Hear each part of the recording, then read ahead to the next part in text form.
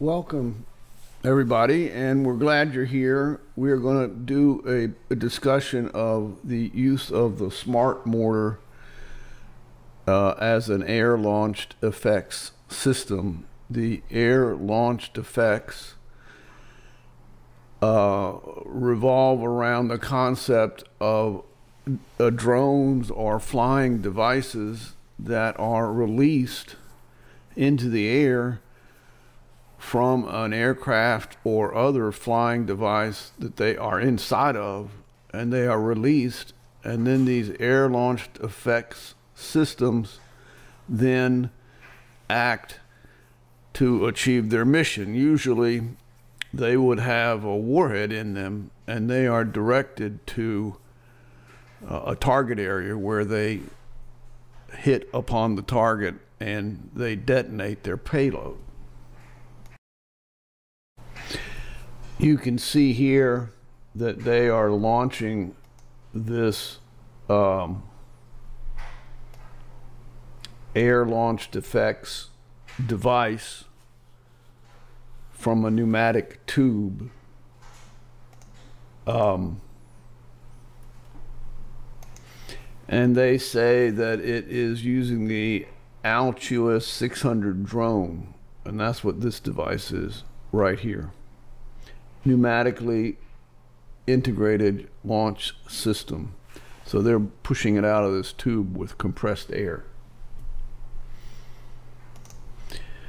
And we see here the Altua 600, a small unmanned aircraft system. It's got a, looks like a propeller, and it's got let me see here. It's got a propeller, it's got wings. It has an equipment area up here that can do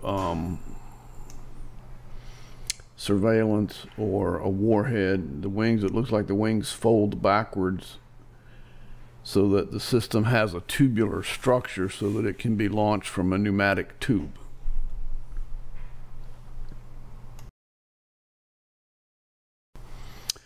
And so now we'll go to a different place. This is a device that I call the Smart Mortar, designed by me. I have drawn it in a program called SketchUp. And it is like the Altruis in that it flies through the air, but it is different from the Altruis in the sense that it's not a tubular structure. It has a specific reason for its design. A couple of things to be pointed out. I wanted it to be able to glide right at the edge of its stall speed to try to maximize its glide slope. But the problem of flying at the edge of your stall speed is if anything goes wrong, it can get into a flying condition where it can't recover itself. And so what I wanted to do was to put inside of it a electrically powered propeller system that can take air from the underside of the device and push that air out the upper side, or vice versa, take air from the upper side and push it out the lower side, so that it has the electrical ability to use a ducted airflow to force itself back into, or actually to keep itself from progressing into an uncontrolled stall condition.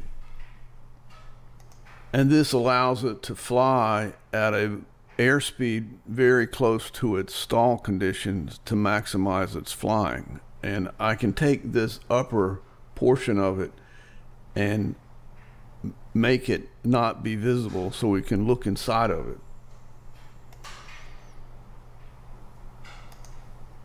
Okay, and so I've taken off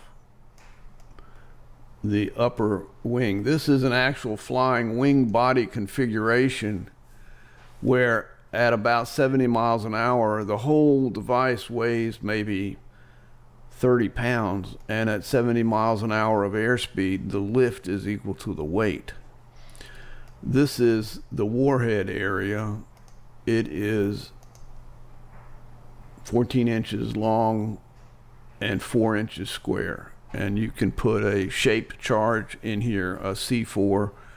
Using 4 pounds of C4, you can put a shaped charge in here. And you can see that this is a flight control surface where if this propeller was spinning in the correct direction, it could take air from here and send it to this flight control surface. So it could blow air out of here, or it could suction air from simply by reversing the flow of this propeller. It could suction air out of this and blow it out of here. And the effect of this is that it has the electrical ability to maintain its flying stability even though it's flying near to its stall speed. It doesn't really use its airflow system to push it through the air. It's a gliding munition. It just glides. And the other thing to look at, this is a horizontal stabilizer flight control surface to maintain pitch. These two flight control surfaces allow yaw, and these 4 flight control surfaces, so there's one on the top, one on the top left, and one on the top right, and one on the bottom left and bottom right, and these protrude out from the body of the Smart Mortar. And the way that they are, I wanted some considerations of this was to make, I'm hoping the whole thing could be made perhaps out of fiberglass or composite, so that it would be lightweight and inexpensive and not perhaps as detectable on radar. Dimensions of the device, it is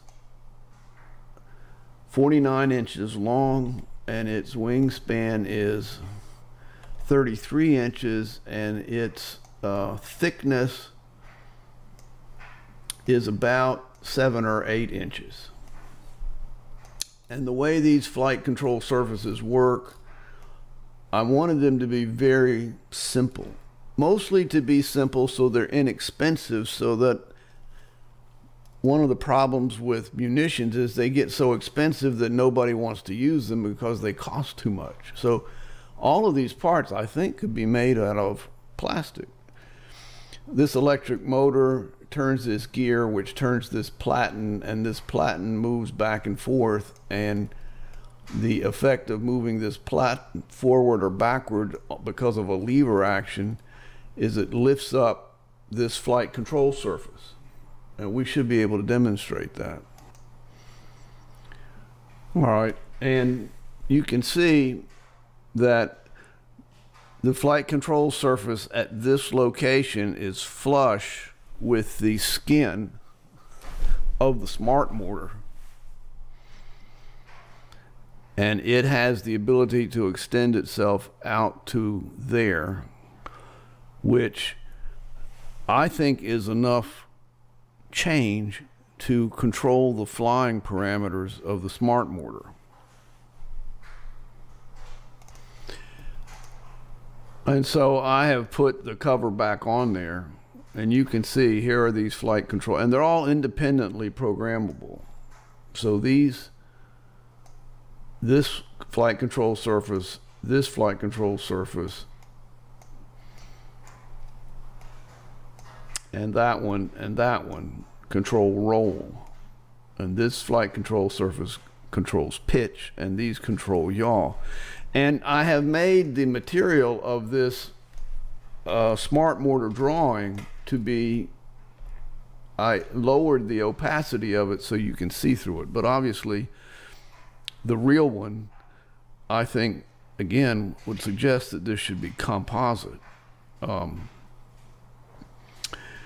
And you'll notice that it's important, the reason for this design approach is that these flight control surfaces can be brought down to a condition where they are flush with the skin of the Smart Mortar.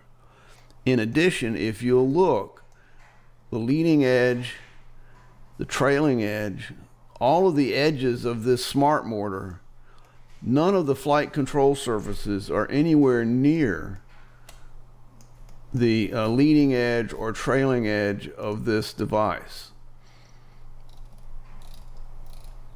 And there's a reason for that, which is in order to use it, and you're flying around and picking it up and putting it into its launch device, it would be nice if the flight control surfaces are not delicate and placed in a way where they get bumped or twisted or bent in the process of picking the mortar up and getting it in place.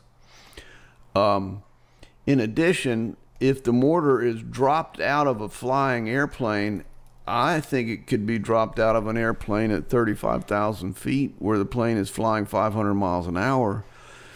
The turbulent airflow around the big jet that it was dropped out of, instead of that turbulent airflow damaging the flight control surfaces, the flight control surfaces are pulled down into their flush condition like a turtle when he pulls his head inside his shell. And in the turbulent airflow around the jet with the initial launch, basically the Smart Mortar is going to simply tumble. But this shape of the Smart Mortar, from an aerodynamic viewpoint, even if the Smart Mortar does nothing with its flight control surfaces, or perhaps just extends these a little bit, it generates enough drag that it will, on its own, by flying through the air, bring itself to a condition where its nose is pointed forward and its tail is pointed backwards. And the only thing left to do to bring it into controlled flight is simply to do a roll maneuver so that the back of the Smart Mortar is pointed up and the stomach of the Smart Mortar is pointed down. And so it can close off all of its flight control surfaces and protect itself in the initial turbulent airflow of launch, and then bring itself to controlled flying. And of course there's space in here for GPS and navigational equipment and flight data measurements so that it can establish that it is flying and that it needs to use its flight control surfaces to bring it into controlled flight. And I thought it made sense to demonstrate a proportional size of the Smart Mortar. This is a mannequin that I created that has the same dimensions as a human being, same proportions as a human being. So this mannequin is 72 inches tall, and his or her shoulders are 27 inches wide, and we have one sitting here in a little chair. But this one, he or she, is holding up the Smart Mortar.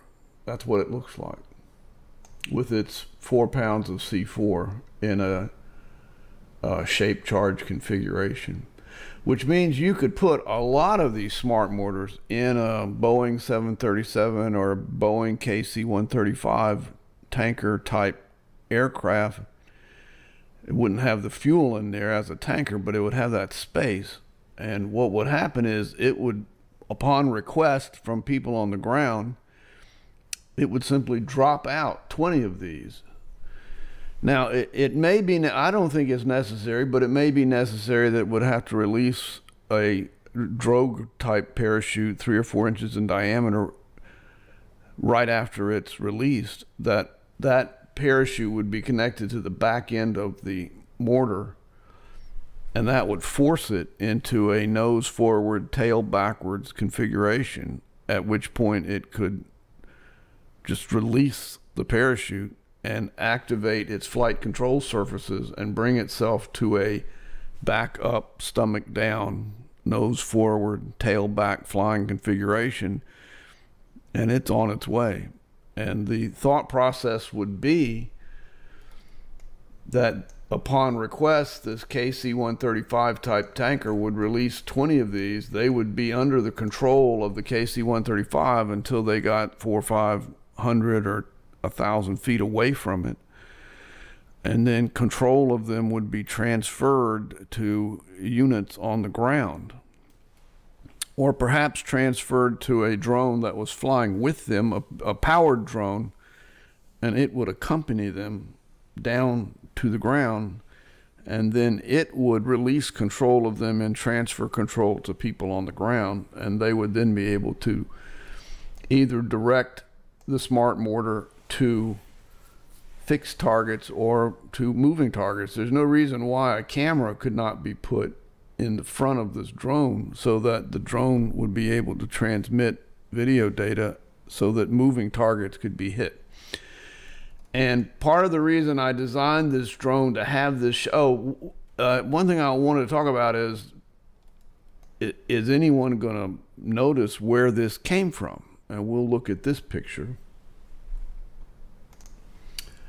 And these are images of Gunnison, Colorado, the mountains of Gunnison, Colorado. That's about 8,000 feet above this plane. And I wanted to know if you had people sitting on the ground. This is all to scale. And this Smart Mortar was flying up in the air at 4 miles away. Can a human being see it? And I had to put these arrows in there just so I could find it in SketchUp. But there it is. So this Smart Mortar would be flying along above this mountain on its way down to the ground. Nobody's going to see it. I don't think it's going to be detectable by radar. What's going to happen is when it finally hits the ground, it's going to be like magic. Just out of nowhere, an explosion occurs. I believe its targeting accuracy is going to be plus or minus 2 or 3 feet. And again, we'll look at the shape of the Smart Mortar. You can see it's designed to have this kind of a shape. It's a very specific form. And I'm going to talk about something in a minute. Remember, this is a guy who can pick up, it only weighs like 37 pounds or so, and he could pick it up and put it into a launch tube on that plane or a launch tube on a lower level plane. And I think he could put it, or she could put it, into a pneumatic launch system. And remember, the barrel, a pneumatic launch tube, it probably needs to be round. But the internal shape of the barrel, it's not required that the internal shape is round. The internal shape could be look like this, and almost lined with AstroTurf. And if this thing was in there and you put enough pressure behind it, it would go right out of that barrel under the effect of compressed air. And that's the second topic that I wanted to talk about. All right, and so now we can talk about what I call a pneumatic cannon, but it's just a device that uses pneumatic pressure to push something out. I've drawn it, again, here's my person to show you the size of a human being. This is the size that this is going to need to be to move your Smart Mortar out. And you can see I've made all of the parts of it different colors and different opacities so you can see through it to figure out how it works. You can see here is a Smart Mortar. It's not exactly the Smart Mortar that I've been talking about, but it's a different one. But it has that shape. And the important thing to notice about this barrel, it's round on the outside, but it has a rectangular interior. There's no reason why And there's the mortar in there. There's no reason why the barrel has to be round on the inside, not at these pressures.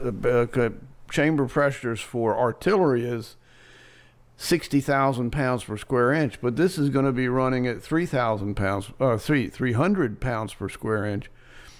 Not nearly enough pressure to distort this. And so the way this process works, you have to make the high pressure air go to the mortar in a big hurry.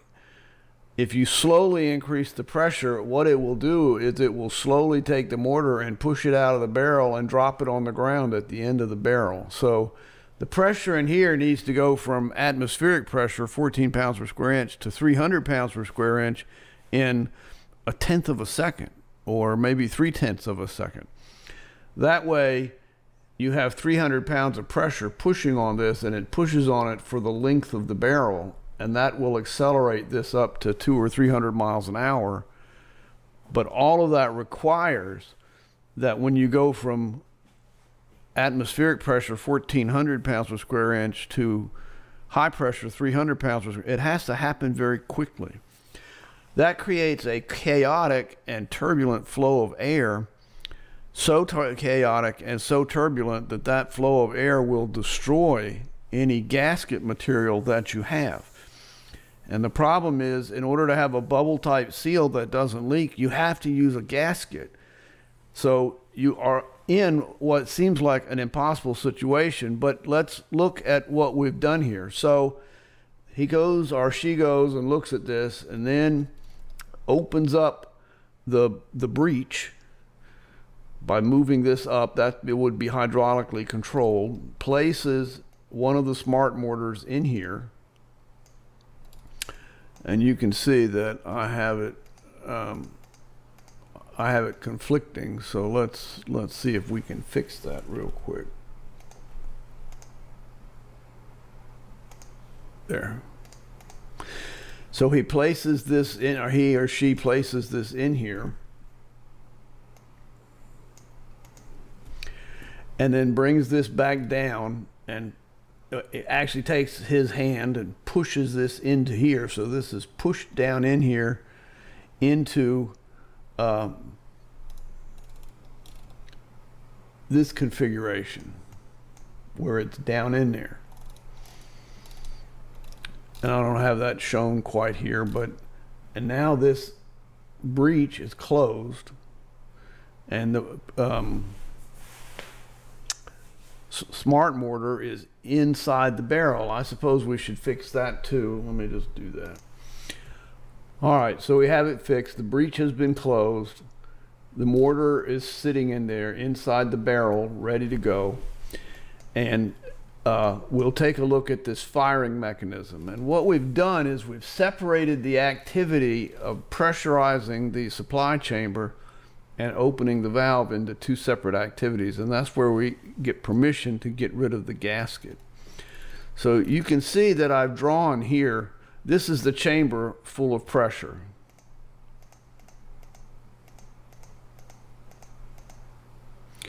And so we're going to move it back a little ways so it's not in the way.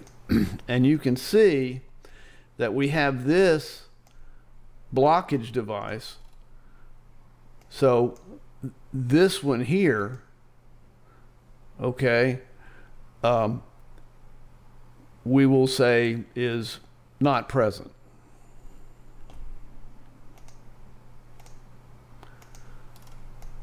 All right, and so what we have is the pressure is available inside the system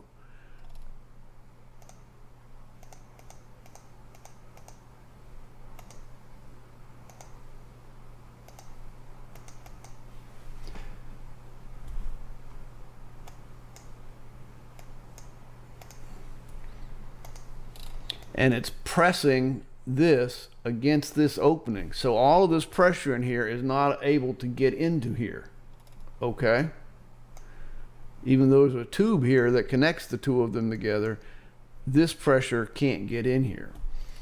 And so we take this hydraulic cylinder here and we take this green plate and we push this plate up against here, pushing fairly hard. Now this is a metal to metal contact. There's no gasket here. There is a gasket here, but there's no gasket here. It's a metal to metal contact. So there's a gasket here on this side, no gasket here. But this will seal it fairly well. And at this point, we can open this valve. And when we open this valve, it takes the pressure inside this pressure chamber and allows that air to go into this pipe, so that the pressure on this side of this over here is the same as the pressure on this side of this over here, which means that there's no differential of pressure that's pushing this pink seal against that. And so that allows us then to, it allows us to take this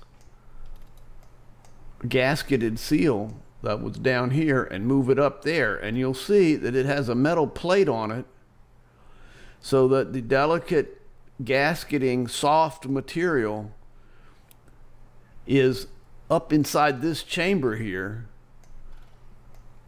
and it's not in a place where it is going to be exposed to the airflow. And yet, if we look in here, if we look through this tubing, so we're going inside the pressure chamber,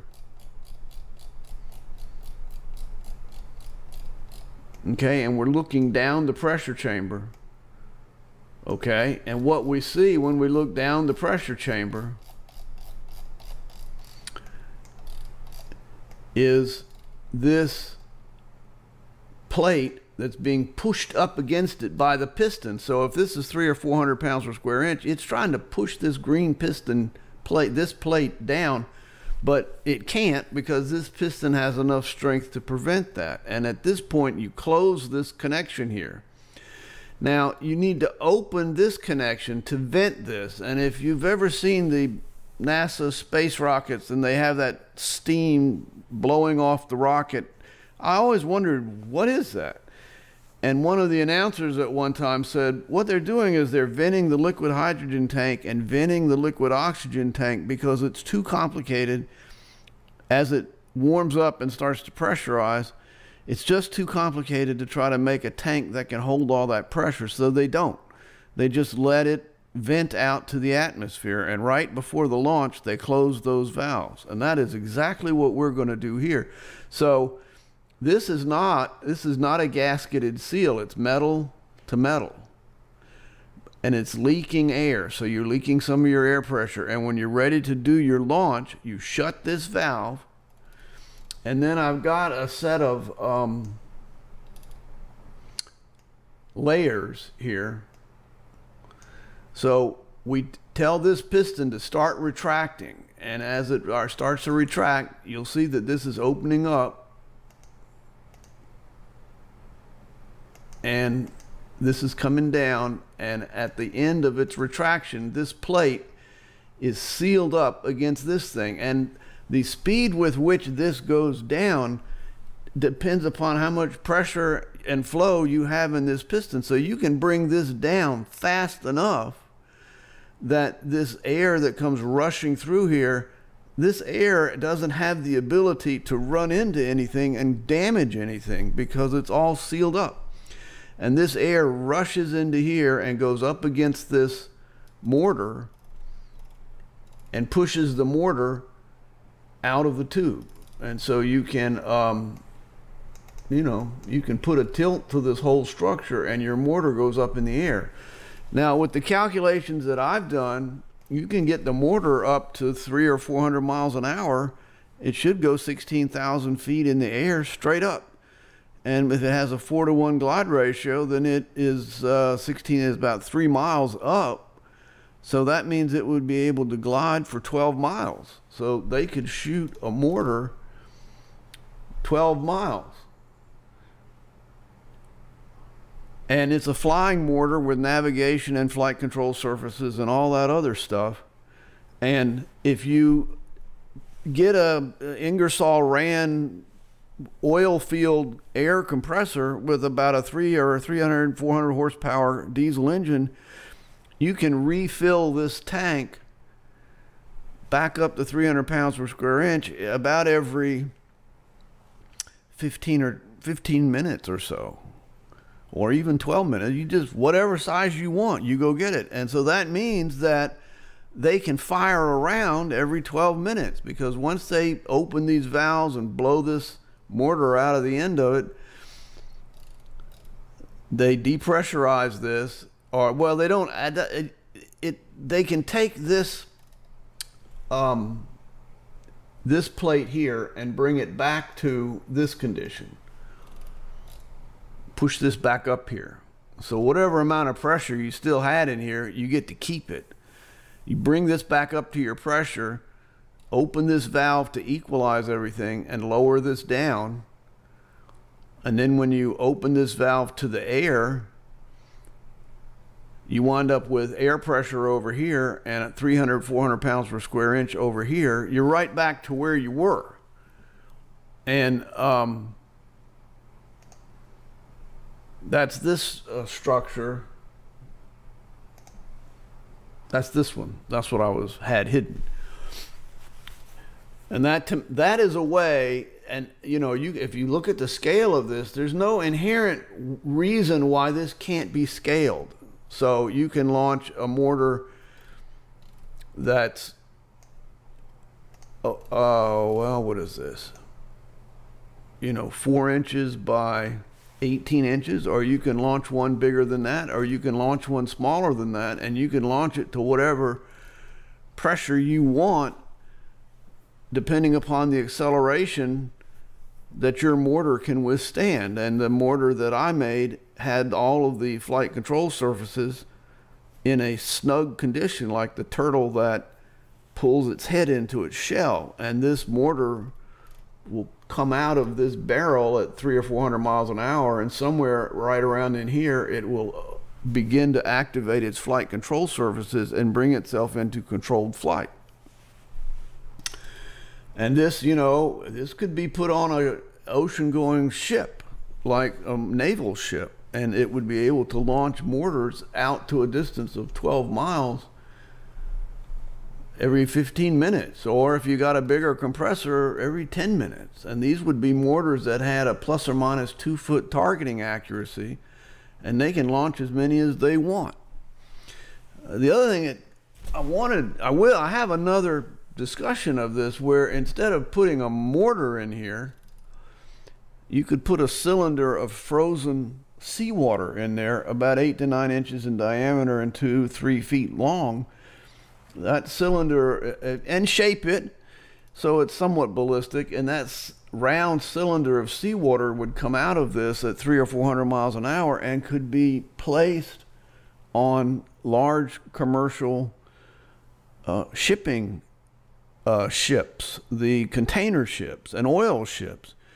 And what it could do is, at a range of, I think it was 4 miles, it can take essentially 35 or 40 pounds of sea ice and accurately send it 3 or 4 miles. And if the little pirates are out there in their fiberglass boat that's 30 feet long, if you hit that fiberglass boat with a 40-pound block of ice at 200 miles an hour, that boat's going to be gone. And this becomes a device that could be used in the civilian world, but it also is a device that can be used to launch mortars in a way where you can launch them. The only thing that makes this controlled on its cycling rate is just how fast you can refill this compressed air tank. All right, so that's that.